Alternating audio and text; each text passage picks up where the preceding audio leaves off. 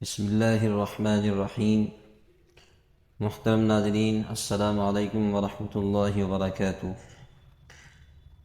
دنیا اور آخرت میں کامیابی کے لیے ہمارے لیے دو چیزیں سب سے اہم ہیں، نمبر ایک قرآن اور دوسری حدیث۔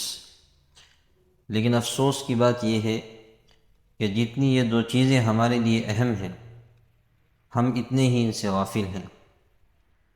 قرآن اللہ کی کتاب ہے، یہ اللہ کا کلام ہے، اس میں ہمارے لیے پیغامات ہیں، اور حیرت کی بات یہ ہے کہ ہماری زندگی کا بیشتر حصہ یوں ہی گزر گیا۔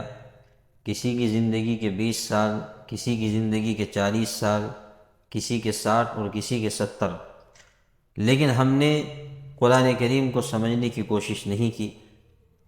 آئے ارادہ کریں کہ قرآن کریم کو سمجھ کر پڑھیں گے اور جانیں گے کہ اس میں ہمارے لیے کیا ہدایات ہیں، کیا اللہ کے پیغامات ہیں۔ اس کے لیے آپ ہمارے چینل سے جڑ سکتے ہیں، جہاں آپ کو بنیادی معلومات واضح اور مختصر تشریحات کے ساتھ پیش کی جائیں گی۔ اسی طرح سے احادیث کو جاننا بھی ہمارے لیے بے حد ضروری ہے، اس لیے کہ احادیث مبارکہ بھی قرآن کریم ہی کی تشریح ہے۔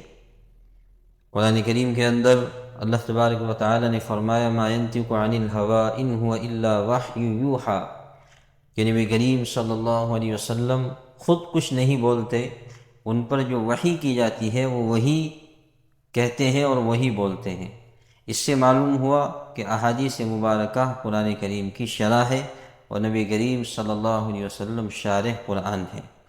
لہذا ہم کوشش کریں گے کہ مختصر اسباق کی شکل میں، چھوٹے چھوٹے اسباق کی شکل میں مختصر اور صحیح اور مستند احادیث آپ کے سامنے پیش کریں۔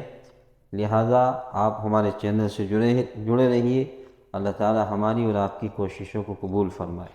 على ربى الأنس شيدنا بداري سلام أين نوي فؤادك